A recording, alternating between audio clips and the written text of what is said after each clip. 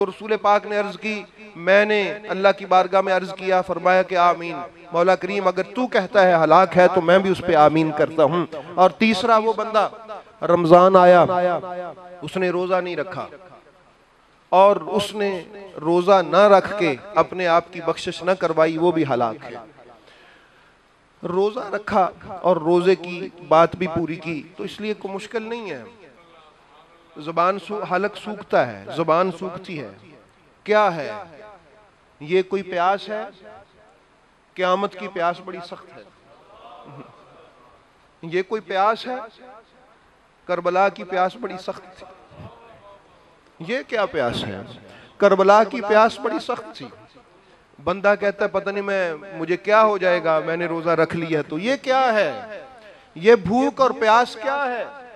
قیامت کو تو چھوڑ دیں، کربلا کی بھوک اور پیاس کو یاد کر لیں۔ ہماری بھوک اور پیاس کیا؟ اے سی لگے ہوئے ہیں، پنکھے لگے ہوئے ہیں، گاڑیوں میں اے سی ہیں، دفتروں میں اے سی ہیں، کیا ہے ہماری بھوک اور پیاس؟ کربلا کا تپتا ہوا صحرا اور وہ خشک ہونٹ اور خشک زبانیں اور وہ کانٹے کی طرح چبھتے ہوئے حلق، اور پھر بھی زبانوں پہ اللہ کی حمد کے ترانے، اور پھر بھی خدائے واحد کی، خدائے یکتا کی عبادت کا وہ ذوق و شوق۔ اے بندہ مومن، اگر تو روزہ رکھنا چاہتا ہے فقط کربلا کو سوچ لے، تیرا روزہ تجھے سکون دے گا۔ یہ کربلا ہوا ہی تب ہے کہ لوگ ایک لمٹ کو دیکھ لیں کہ ہم کہاں تک برداشت کر سکتے ہیں۔ فرمایا یہاں تک تو نہیں نہ جانا پڑا تمہیں، یہاں تک تو نہیں جانا پڑا نا جہاں تک میرا حسین گیا ہے، یہاں تک تو نہیں جانا پڑا جہاں تک حسین علیہ السلام کے ساتھی گئے ہیں، یہاں تک تو نہیں جانا پڑا۔ یہ کیا ہے تجھے؟ مسئلہ کیا ہے تجھے؟ اس لیے احباب گرامی، یہ کربلا اللہ تعالیٰ نے ایسا نہیں ہے کہ وہ صرف ایک لڑائی تھی، یہ کربلا ایمان والوں کی جو ایمانی قوت کو بڑھاوا دینے کے لیے اللہ تعالیٰ نے کربلا کا کریکٹر ہمارے سامنے رکھا ہے۔ تم بھی ایمان کا اظہار کرتے ہو، کربلا میں بھی ایمان والے کھڑے تھے۔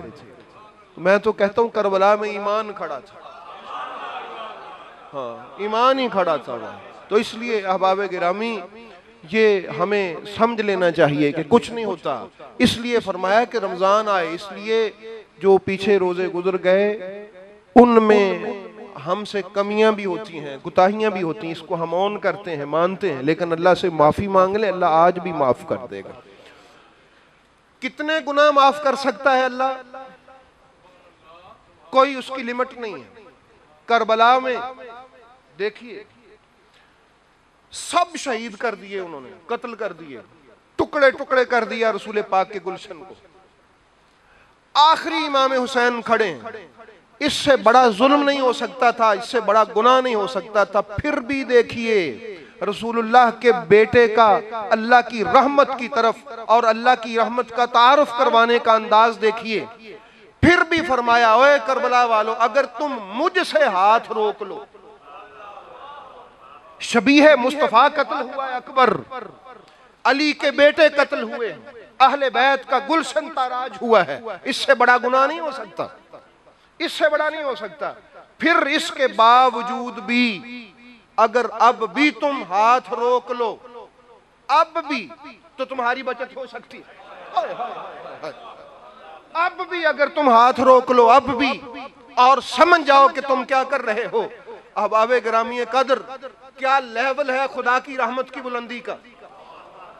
کیا بندہ مومن تو اب خطبہ حسین سے سمجھ کہ میرا رب کس کس کو معاف کر سکتا ہے، مگر یہ معافی ان بدبختوں کا مقدر نہیں تھا۔ وہ جہنمی تھے، جہنمی رہے، وہ بدبخت تھے، بدبخت رہے، تو میرے حسین علیہ السلام پیغام دے گئے کہ اگر اتنے ظلم کے باوجود بھی ہمیں مان لو اور ہمیں مان کے اللہ سے معافی مانگ لو، دیکھنا میرے رب کی رحمتیں کس طرح تمہاری طرف آتی ہیں۔ یہ بخشش ہے، اور شرط ہے کہ بندے کا رزق حلال ہو اور نبی کے گھر سے تعلق اس کا پورا ہو، تو پھر اللہ تعالیٰ بندے کو معاف کر دیتا ہے۔